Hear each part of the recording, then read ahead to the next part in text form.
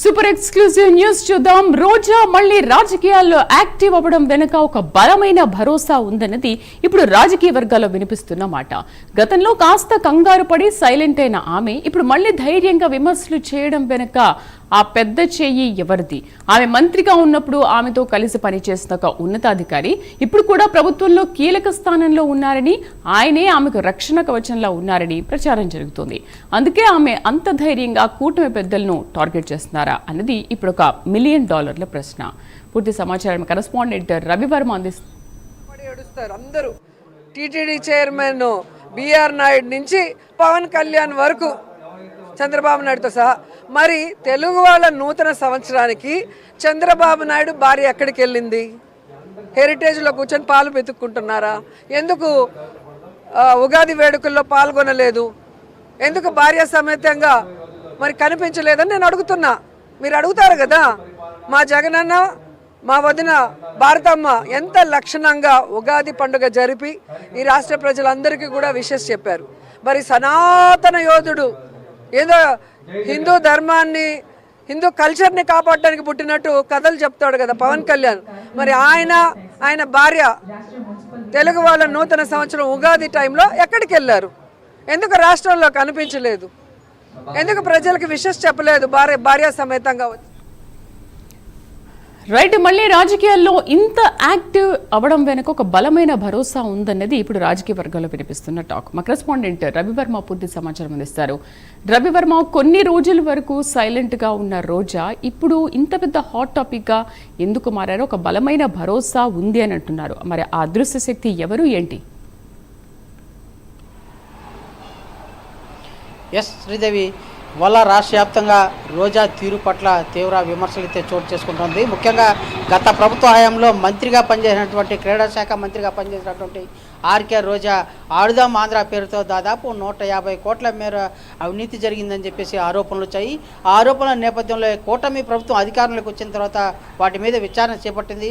SIT అధికారుల నేతృత్వంలో విచారణ చేపట్టి నిర్ధారించింది, అవినీతి అక్రమాలు జరిగాయని చెప్పి నిర్ధారించింది.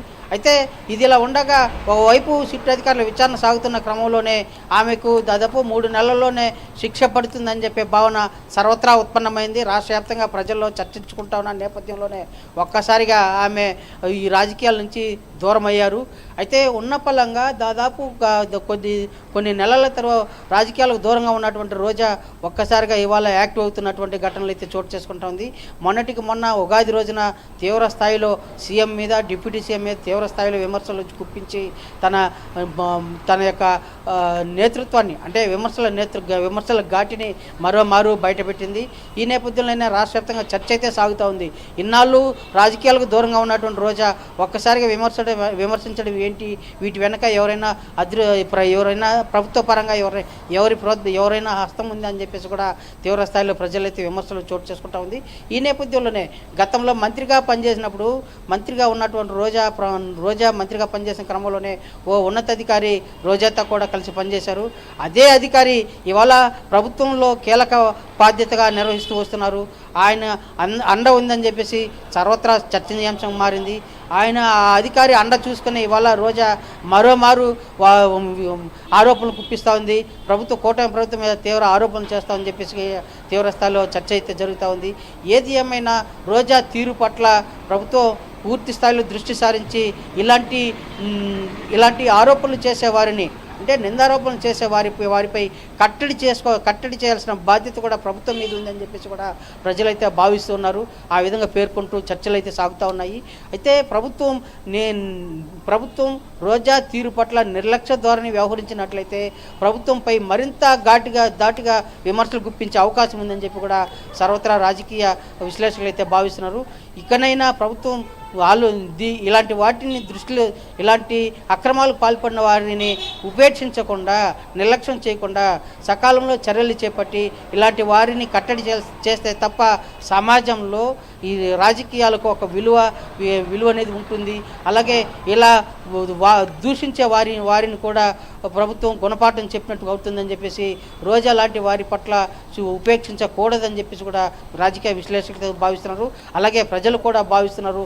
ఇలాంటి వాటి పట్ల కఠినంగా వ్యవహరించాల్సిన ఆవశ్యకత ఉందని చెప్పి సూచిస్తున్నారు. ఇకనైనా ప్రభుత్వం దీనిపై దృష్టి సారించకపోతే నష్టపోయేది కూటమి ప్రభుత్వమే అని చెప్పి కూడా ప్రజలైతే భావిస్తున్నారు. ఇలాంటి ఆడుదాం ఆంధ్ర పేరుతో దాదాపు 142 కోట్ల మేర అవినీతి జరిగిందని చెప్పేసి విచారణ చేపడుతున్న క్రమంలోనే ఒక దశలో రోజా సైతం తన మీద చర్య తీసుకుంటారని చెప్పి భావించి సైలెంట్గా ఉన్నటువంటి రోజా ఇవాళ నోరు పారేసుకోవడం మరోమారు దాదాపు 6-7 నెలల తర్వాత మరోమారు తెరపైకి వచ్చి నోరు పారేసుకోవడం, తీవ్ర స్థాయిలో ప్రభుత్వం మీద దూషించడం వెనక ఎవరి ప్రమేయం ఉందని చెప్పి చర్చ సాగుతూ ఉంది. ఇలాంటి వాటిని అన్నింటినీ కూడా పక్కన పెట్టి ఇలా ఆరోపణలు చేసే వారి మీద కఠినంగా వ్యవహరిస్తే తప్ప రాజకీయంగా మార్పు రాదని చెప్పి కూడా రాజకీయ విశ్లేషకులు అయితే ప్రజలు సూచిస్తున్నారు. Sridevi. Right Ravi Varma, thank you.